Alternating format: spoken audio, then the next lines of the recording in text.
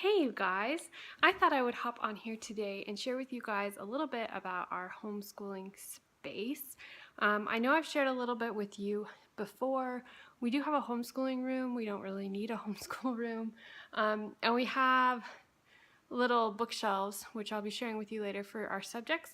But honestly, we could, with all of our homeschooling stuff, we could easily have one very small bookshelf, like maybe even just with 3 little shelves on it, and put each subject on a shelf.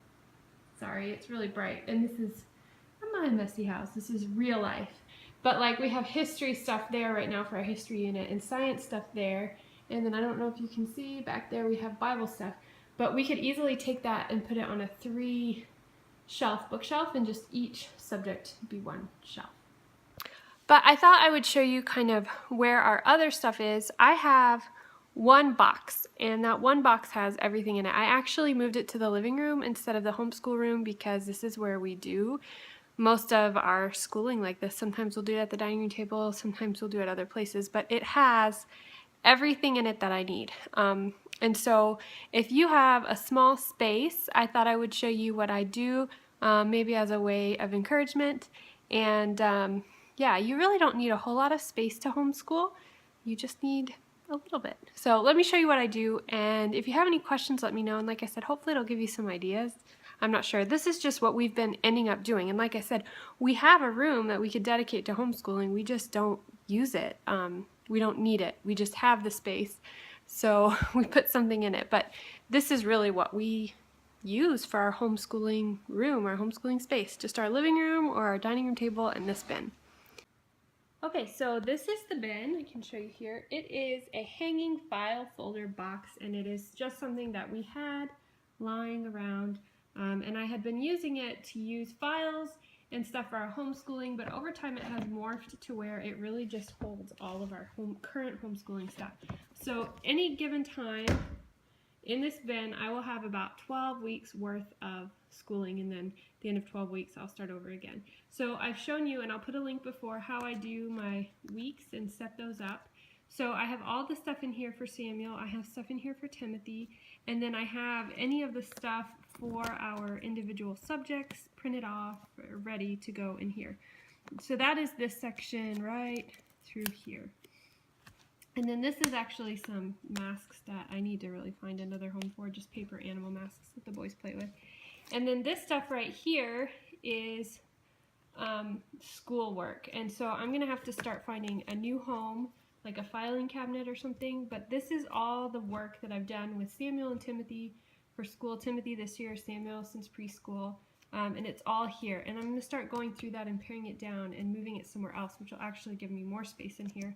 And then these are just extra file folders. So then what I have up here is I have just some crayons, or you can use markers or whatever your kids prefer for when we need coloring for a project. And then I have in here, I keep 2 pencils, I keep some dry erase markers, and we use these 10 frame blocks a lot for math. But I only keep 10 ones, 10 tens, and then a 100 because that's usually all we need. I have more, but that's what we use regularly. So I have them here if we need them for counters or anything. And I have my Judy clock for working on clocks.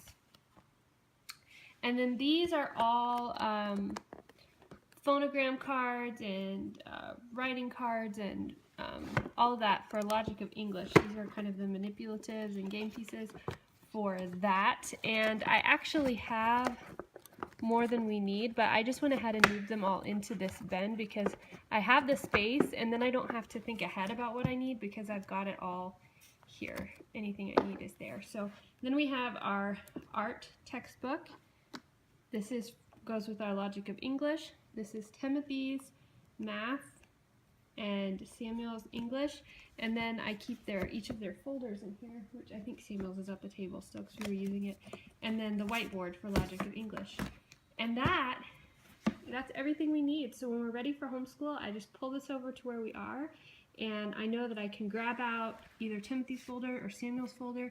It's going to have the stuff that we're working on for the week right there, and any manipulatives or anything that I need is generally already here, ready to go. And if it's not, I mean, this is the stuff that we really need, and I can make do without other stuff.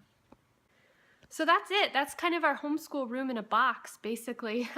That's what we use. Of course, there's books and other things that we read and do stuff with, but again, you could just have a book basket. You don't need a lot of space. So I don't know if that's helpful for you. I would love to hear what some of you guys do who have small homeschooling spaces and how you manage that. And those of you who don't always like to homeschool in one space, like what do you do? How do you move your stuff around and make sure you have your materials? I would love to hear more about it in the comments below. I hope this was helpful, and please feel free to ask me any questions. I'll talk to you later. Bye.